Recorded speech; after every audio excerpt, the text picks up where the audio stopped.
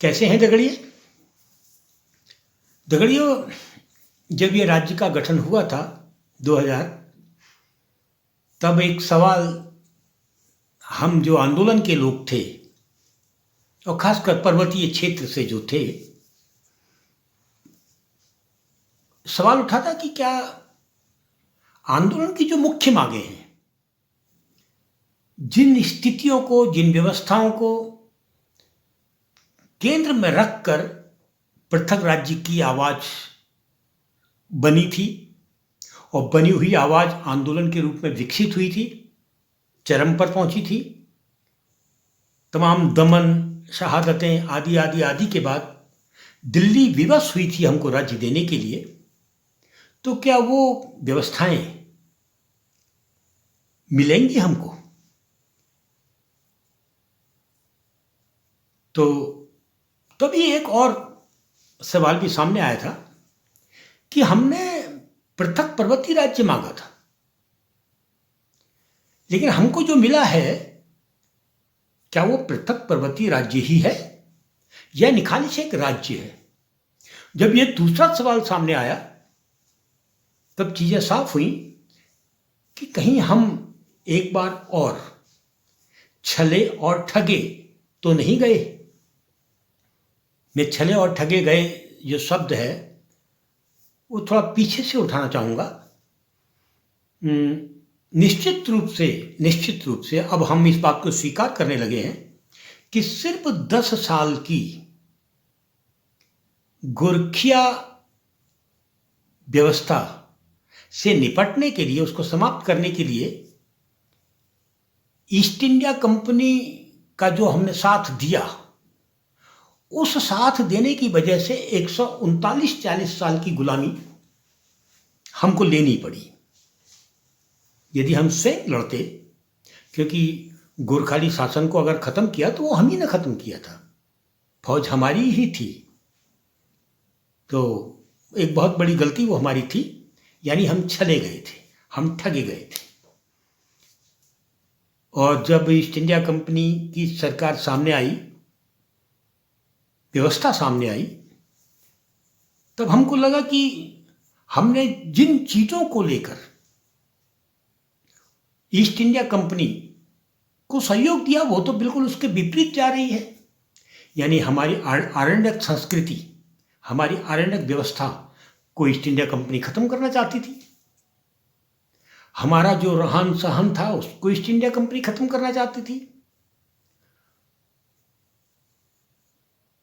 आटा दाल चावल कंट्रोल की दुकानें, शिक्षा चिकित्सा को लेकर जैसा हम चाहते थे वैसा वो कुछ नहीं दे रही थी, बल्कि वो तो हमको पहाड़ को, तब के ब्रिटिश शासित, ब्रिटिश ने ईस्ट इंडिया कंपनी शासित कुमाऊं गढ़वाल का जो क्षेत्र था, उसको जबरन अवध, आगरा, उत्तर प्रदेश के साथ जोड़कर हमारी सारी अपेक्षाओं का तिरस्कार ईस्ट इंडिया कंपनी ने किया। और यही एक वजह थी कि 5-7 साल के बाद ही, मतलब गोरखों को हटाकर ईस्ट इंडिया कंपनी के आने के 4-5-6 साल के बाद फिर हमें घटनाएं, किस्से, किंवदंतियां सुनने को मिल जाती हैं कि हम उस गोरी चमड़ी के खिलाफ खड़े होने लगे थे। 1857 का गदर कालू मेहरा, चंपावत और भी बहुत सारे नाम फिर मैं कभी लूँगा, आज ये विषय नहीं है। तो स्पष्ट है कि हम ईस्ट इंडिया कंपनी के पूरी तरीके से खिलाफ थे, खिलाफ हो गए थे, कुछ परस्तों को छोड़कर, मौका परस्तों को, और जिनको होता ही आज भी हैं, तब भी थे, कल भी रहेंगे, सत्ता परस्त, गोदी।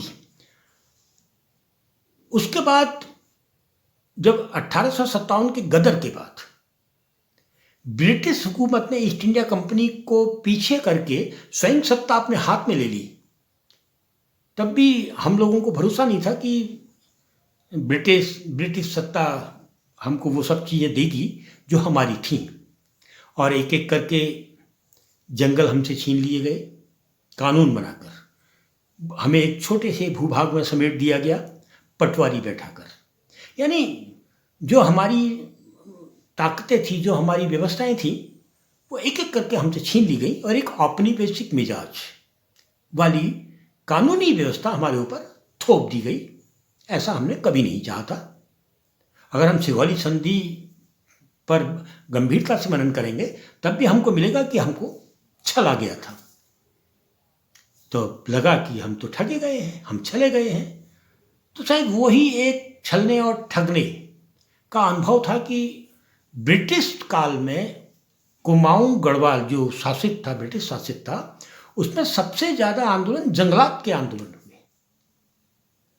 कुली बेगार, निश्चित रूप से कुली बेगार का जो आंदोलन था वो ब्रिटिश शासन में ही जनता ने समाप्त करवाया था अपनी ताकत से, संघर्षों के बदौलत। और ब्रिटिश शासन में ही वन प्रबंधन के पैरेलल के खिलाफ आंदोलन करके, जंगलात का आंदोलन करके, हमने भले ही छोटे स्तर पर 1930 में पंचायती वन व्यवस्था सरकार से ली थी। मैं यहाँ जोड़ना चाहूँगा कि जब पहली वन पंचायत का गठन उत्तराखंड में हुआ, पर्वतीय क्षेत्र में हुआ, वो 1930 था। वैसे 27 से शुरू हो गया था, लेकिन 30 में जाकर विधिवत रूप से वो गठन हुआ। 1930 में जब वन पंचायतें गठित हो रही थी, तब भारत का जो वन अधिनियम था, तत्कालीन वन अधिनियम था 1868, जो बाद में 1927 कहलवाया, तो वही वन अधिनियम लागू था। उस अधिनियम की धारा 28 ग्राम वनों की व्याख्या करती थी, लेकिन हमारे पूर्वजों ने कहा बिल्कुल नहीं, हम वन अधिनियम के तहत कोई भी व्यवस्था में बनाई गई हुई पंचायतें नहीं लेंगे। तब हमको शेड्यूल डिस्ट्रिक्ट एक्ट जो लागू था से शक्ति लेकर वन पंचायतों की पहली नियमावली हमको बनाकर सौंपी गई, क्योंकि 1930 का मामला था। 27 में नया वन अधिनियम 27 लागू हो चुका था। हमें लगा, और आज़ादी सामने दिखाई दे रही थी, तो हमें लगा कि अभी जो है हमारे गांव के आसपास के जो जंगल हैं उसका प्रबंधन ये हमको लौटा रहे हैं, लेकिन देश आज़ाद हो जाएगा, हम स्वतंत्रता संग्राम में लगे तो हैं, तो हम अपने सारे जंगल प्रबंधन अपने हाथ में ले लेंगे, जमीन का प्रबंधन अपने हाथ में ले लेंगे, सचल पशुपालन का प्रबंधन अपने हाथ में ले लेंगे, हम पानी का प्रबंधन अपने हाथ में ले लेंगे, बरसात का प्रबंधन अपने हाथ में ले लेंगे, नदियों का, स्रोतों का, जल स्रोतों का, धारों का, नौलों का प्रबंधन अपने हाथ में ले लेंगे। ये हम शायद मुगालते में थे, और अहिंसक तरीके से, अद्भुत तरीके से हमारे पुरखों ने, हमारे पूर्वजों ने जंगलात का आंदोलन किया, भूमि का आंदोलन किया। स्वतंत्रता संग्राम के बहुत सारे अगर पॉकेट्स आप देखेंगे तो वो सीधे सीधे हमारी एक आरण्यक व्यवस्था, हमारी पारंपरिक प्राचीन व्यवस्था, हमारे का प्रबंधन हमको सौंपने की लड़ाई हम लड़ रहे थे। स्वतंत्र भारत में आ गए, और टिहरी जो ब्रिटिश शासित नहीं था वो भी फिर उत्तराखंड का ही हिस्सा बन गया। तब कानूनी रूप से जो दो शब्द ब्रिटिश हमको दे गए थे, कानूनी शब्द, प्रशासनिक शब्द कहें, एक कुमाऊं एक गढ़वाल, इन दो शब्दों में हम लोग उलझे हुए थे। खैर, देश आज़ाद हुआ 1947। हमें लगा कि आजकल दिल्ली जो है हमें समझेगी, जानेगी, और जिन में हमने हिस्सेदारी की थी वो शायद हमको लौटेगा। 1970 चला गया, और 1970 के आसपास एक विचित्र खेल हुआ। खेल यह हुआ कि जो शेड्यूल डिस्ट्रिक्ट एक्ट से आच्छादित था ब्रिटिश कुमाऊं गढ़वाल, वो हमसे छीन लिया गया, हमसे पूछा भी नहीं गया। बाद में कहा साहब आपसे छीन लिया गया है, तो जो शेड्यूल डिस्ट्रिक्ट एक्ट के तहत अनुसूचित जनपदों के तहत जो बहुत सारी सुविधाएं हमसे मिलती थी वो छीननी थी। और बड़ी चीज़ जो वन पंचायत हमको उससे मिली थी, हम पूरे के पूरे वनों का प्रबंधन अपने हाथ में लेना चाहते थे।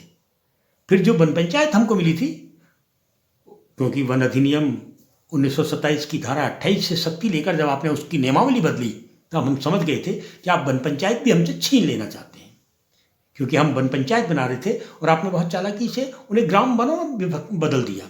और ग्राम वनों की परिभाषा आदि आदि वो सीधे वन विभाग के पक्ष में जाती थी, ये हम देख रहे थे। और फिर 70 से 80 देखिए हम छले गए, ठगे गए, और इस छल और ठगे जाने के खिलाफ हम चुप नहीं रहे। अगर आप 70 से 80 के दशक में देखेंगे, के वर्षों में देखेंगे, तो बहुत बड़ा ये 10 साल आपको एक वन आंदोलन का, फिर से जंगलात के आंदोलन का मिलेगा उत्तराखंड के अंदर। और जो हम तब जो बाढ़ें आ रही थी, भूस्खलन शुरू हो गए थे, और जंगल पूरा एक चीड़ के बड़े कॉरपोरेट खेत में तब्दील हो चुका था, हमारा मिश्रित जंगल, वो हमारी चिंता के केंद्र में था। तो हमने कहा ये भाई वन प्रबंधन वापस करो। तो 10 साल तक जो वन प्रबंधन सरकारी ईस्ट इंडिया कंपनी के औपनिवेशिक मिजाज वाले वन प्रबंधन के खिलाफ पूरा आंदोलन चला था उत्तराखंड के अंदर, जिसको बहुत चालाकी से दिल्ली और दिल्ली के मीडिया और ये गांधीवादी, सर्वोदयी आदि आदि बहुत चालाकी से उसको चिपको जैसे वन आंदोलन की बहुत सारी घटनाएं थी। एक घटना सैले हॉल को जला के राख कर देने की भी थी। ऐसी 1-2-2.5 घंटे की घटना रेणुई गांव में थी। रेणुई गांव जोशीमठ चमोली में आता था, और उस समय जब ये घटना घटी थी 2-2.5 घंटे में पेड़ों से चिपकने की, तब वहाँ ब्लॉक प्रमुख कॉमरेड गोविंद हुआ करते थे, गोविंद सिंह जी हुआ करते थे। और कॉमरेड गोविंद सिंह जी ने ही एक पर्चा डाला था जनता के बीच में कि अगर कभी भी सरकारी ठेकेदार जंगल काटने आएंगे तो हम पेड़ों के साथ चिपक जाएंगे, पेड़ नहीं कटने देंगे। ठीक हो गया। अब क्योंकि हम पेड़ नहीं कटने देंगे, हम पेड़ नहीं कटने देंगे, ये एक छोटा कार्यक्रम था, जबकि असल लड़ाई औपनिवेशिक मिजाज वाले, अधिक से अधिक राजस्व कमाने वाले वन प्रबंधन को सरकार से वापस जनता को दिलवाने की मांग थी। तो वो उस फिर को पेड़ नहीं कटने देंगे की लड़ाई ने मुख्य मांग को पीछे सरका दिया, और एक वन आंदोलन फिर हम ठगे गए, छले गए। जब हम ठगे और छले जा रहे थे तब भी हम हारे नहीं, और उसी ठगे और छले जाने के बीच में 78 में अगर हम आगे देखते हैं, 74-75 में वन आंदोलन, उसके बाद 77-78 में आपका अपन नैनीताल क्लब कांड आदि आदि आदि 10 सालों को देखते हैं, तो हम लोगों ने एक और फैसला लिया, हमारी कौमों ने एक और फैसला लिया कि अब हम क्यों ना अपना एक स्वतंत्र राज्य की लड़ाई लड़ें, और जब हमारा स्वतंत्र राज्य होगा तो हम बेहतर व्यवस्था करेंगे। फिर इस प्रबंधन को, जो औपनिवेशिक मिजाज का, अधिक से अधिक राजस्व कमाने का और जनता को अपने से दूर रखने का वन प्रबंधन है, उसको समाप्त करेंगे। जनता के हिस्से का वन प्रबंधन बनाएंगे, जनता के हिस्से का जल प्रबंधन बनाएंगे, जनता के हिस्से का भूमि प्रबंधन बनाएंगे, आदि आदि आदि आदि बहुत सारी मांगे थी। और 78 से 2000 के बीच जो बड़ा आंदोलन राज्य का चला, वो भी हम राज्य तो बना, लेकिन वहां भी हम छले और ठगे गए कि राज्य, हमने पृथक पर्वतीय राज्य मांगा था, और हमको एक ऐसा राज्य मिला जिसमें पर्वत आज भी अल्पसंख्यक है। विधायकों के मामले में अल्पसंख्यक है, और क्योंकि विधायकों के मामले में अल्पसंख्यक है तो बजट के मामले में अल्पसंख्यक है। आर्थिक रूप से अगर देखेंगे तो हम अल्पसंख्यक बना दिए गए, स्वास्थ्य के रूप में हम अल्पसंख्यक बना दिए गए, शिक्षा के क्षेत्र में हमें पीछे को धक्का दे दिया गया। तो राज्य बनने के बाद की चीजों को अगर हम देखें, जो राज्य बनते समय जो एक सवाल उठा था, क्या हम उन सभी व्यवस्थाओं पर कुशलता से स्थापित हो पाएंगे, यहाँ हो पाएंगी वो व्यवस्थाएं स्थापित जिन व्यवस्थाओं के लिए हमने राज्य की लड़ाई लड़ी है। तो बड़े बड़े पढ़े लिखे लोग जो पद्मश्री की लाइनों में होते थे और बहुत चुपचाप से आंदोलन के साथ भी दिखते थे, बहुत से लोग जो मीडिया के साथ लेखकों के रूप में होते थे, जो आंदोलन के साथ भी दिखते थे, और राजनीतिक रूप से तो उत्तराखंड क्रांति दल को बहुत बहुत हल्के में लेकर भारतीय जनता पार्टी ने पूरे आंदोलन को अपने कब्जे में ले लिया। भारतीय जनता पार्टी उत्तरांचल राज्य की पक्षधर थी, लेकिन पृथक पर्वतीय राज्य की पक्षधर तब भी नहीं थी और आज भी नहीं है। उत्तराखंड क्रांति दल पृथक पर्वतीय राज्य से एक नारा बनता है, लेकिन एक स्तर में आके उनके जो नेता थे वो इतने ज़्यादा अति राष्ट्रवादी हो गए कि उनको यही भूल गए कि हम एक पृथक पर्वतीय राज्य की लड़ाई लड़ रहे हैं। और परिणाम, राज्य बनते समय छत्तीसगढ़ भी बना, हम भी बने, 3 राज्य एक साथ बने और राज्यों में कोई संशोधन नहीं हुआ, हमारे बाकायदा संशोधन हुए और स्वीकारे गए। यानी जो सवाल राज्य बनने के बाद उठा था, क्या हम उन सारी व्यवस्थाओं को लागू कर सकेंगे अपने राज्य में जिसके लिए हमने राज्य बनाया है, तो एक उत्तर और मिला था कि पृथक पर्वतीय राज्य तो अभी बना ही नहीं है। अभी जो नौजवान सड़कों पर उतरे हुए हैं भूमि के कानून को लेकर और स्थायी निवास, देखिए राज्य बनने के बाद जो सबसे पहला काम, देखो पृथक पर्वतीय राज्य के संग इससे बड़ा धोखा और क्या होगा कि राज्य बनने के बाद जो सबसे पहला काम हुआ वो हम मूल निवासियों को स्थायी निवासी बनाने का हुआ। क्यों हुआ? क्योंकि पहाड़ में हम मूल निवासी रहते थे, हमारे पुरखे रहते थे जिनको हमारे संभाला था। क्योंकि मैदानी क्षेत्र जो आपने जबरदस्ती हमारे साथ जोड़ा था और जिस मैदानी क्षेत्र ने पृथक पर्वतीय राज्य की मीमांसा को खत्म कर दिया था, वो आबादी तो 1950-51 के क्राइटेरिया को छूती नहीं थी। आप उठाए 85-86 का आप एक मापदंड लाए और हम मूल निवासियों से कहा नहीं, स्थायी निवासी। क्यों? क्योंकि पृथक पर्वतीय राज्य बना ही नहीं था। अगर पृथक पर्वतीय राज्य बना होता तो पर्वत से बाहर के जो लोग हैं उनके हित में स्थायी निवास बनाकर हम मूल निवासियों को भी स्थायी निवासी बना दिया गया। तो एक बहुत बड़ा धोखा, फिर हम ठगे गए, फिर हम चले गए। आजकल लड़के लोग, नौजवान लोग फिर से सड़कों में हैं। अभी बहुत ज़्यादा बौद्धिक तरीके से उन्होंने इस आंदोलन को ना देखा है, ना हम नहीं परोस पाए हैं। वो अब कैसे परोसें? भारतीय जनता पार्टी, कांग्रेस पार्टी, ये कहीं ना कहीं बहुत बड़ी बड़ी कंपनियों से चंदा लेकर चलने वाली पार्टियां हैं और उसी के साथ वामपंथी दल हैं, अति क्षेत्रवादी समाजवादी पार्टी, जो जातीय आधारित पार्टियां। भाजपा धर्म आधारित पार्टी हो गई और कहीं ना कहीं कांग्रेस भी धर्मनिरपेक्षता करके धर्म आधारित पार्टी ही है। समाजवादी पार्टी सीधे सीधे जाति आधारित पार्टी है, बसपा जाति आधारित पार्टी है।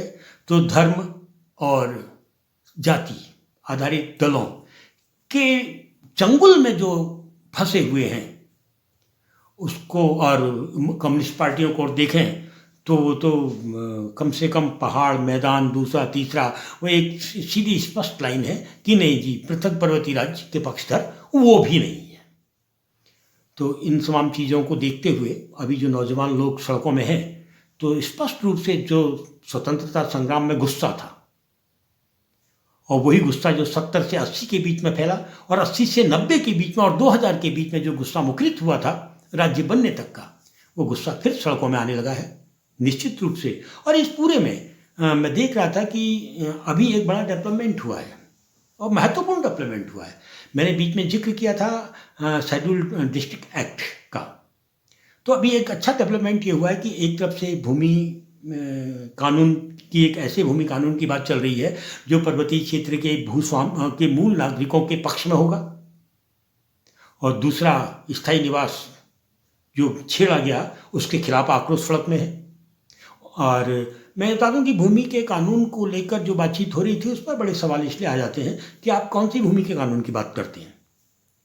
वो भूमि जो किसी न किसी रूप में 96 से लेकर 94 से 96% का बड़ा भूभाग जो किसी न किसी रूप में सरकार के कब्जे में है, उस पर कानून की बात करते हैं। या जो 3-4% भूमि अब हम पहाड़ियों के पास बची है, उस पर कानून की बात आप करते हैं। वैसे तो भूमि कानून की जब बात की जाती है वो यही है कि मूल निवासियों के इतर पर्वतीय क्षेत्र में कोई भी आदमी जमीन ना खरीद सके, वो चाहे औद्योगिक रूप से हो या व्यावसायिक रूप से हो या व्यक्तिगत रूप से हो, ना खरीद सके ना बेच सके।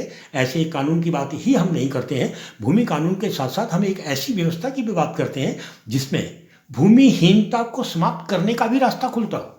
एक ऐसे भूमि कानून की बात करते हैं जिसमें वन विभाग के पास 70-80% जमीन ना हो, 20-25-30% हो, बाकी शेष यहाँ के नागरिकों के प्रबंधन में हो, यहाँ के नागरिकों के कब्जे में हो। ऐसे भूमि प्रबंधन की बात हो रही है जिसको अभी खुल के नहीं कहा जा रहा, लेकिन मीमांसा यही है। दूसरा, इस सब के बीच में जो एक नया विकास हुआ है, नया डेवलपमेंट हुआ है, वो है कि दिल्ली में कुछ नौजवानों का मैंने पिछले वीडियो में भी जिक्र किया था, उन्होंने अध्ययन किया है कि शेड्यूल डिस्ट्रिक्ट एक्ट 1875 की धारा 5 से पर्वतीय क्षेत्र को आच्छादित किया जाए। और ये बहुत सोची समझी काफ़ी अध्ययन बच्चों ने इसमें किया है, नौजवानों ने खासकर इसमें अध्ययन किया है। सुनने में आ रहा है कि आज कल परसों 2-3 दिन के अंदर यही कि पर्वतीय क्षेत्र में शेड्यूल डिस्ट्रिक्ट एक्ट 1874-75 की सेक्शन 5 को पर्वतीय क्षेत्र में आच्छादित किया जाए कि मांग को लेकर जंतर मंतर से एक धाक लगने वाली है। हो सकता है जंतर मंतर में कुछ लोग धरने में बैठे, फिर उस धरने को उठा के पूरे पहाड़ में आए और पहाड़ में जन जन तक अपनी बात को पहुंचाकर एक आंदोलन के रूप में विकसित करें।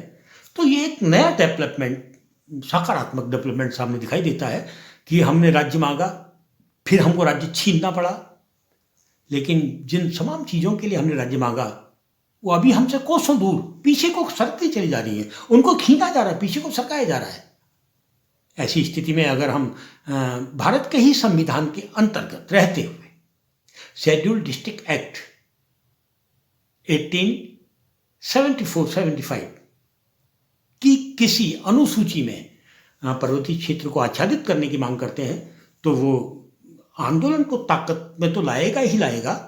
अच्छी बात यह है कि हम सही तरीके से सरकारों से कह सकेंगे कि हमारे आंदोलन की वजह प्रबंधन लौटाने की है, सिर्फ चमड़ी बदलने की नहीं, कुर्सियों को उठाकर इधर से उधर करने की नहीं है, प्रबंधन को जनता को सौंपने की है। हम अधिक स्वायत्तता चाहते हैं, हम प्रबंधन को अपने हाथ में लेना चाहते हैं। हम इस अफसरशाही, औपनिवेशिक अफसरशाही से थक गए हैं, यही शायद पहाड़ कहना चाहता है। और 2024 की सबको खूब सारी बधाइयाँ। मुझे लगता है कि 2024 पहाड़ की जनता के नाम होगा, क्योंकि इस बार जो आंदोलन है वो जो विकसित हो रहा है वो हवाई नहीं है। हमारा अनुभव होगा कि आंदोलन किस तरीके से हाईजैक हुए थे। तो फिर मिलता हूँ मित्र।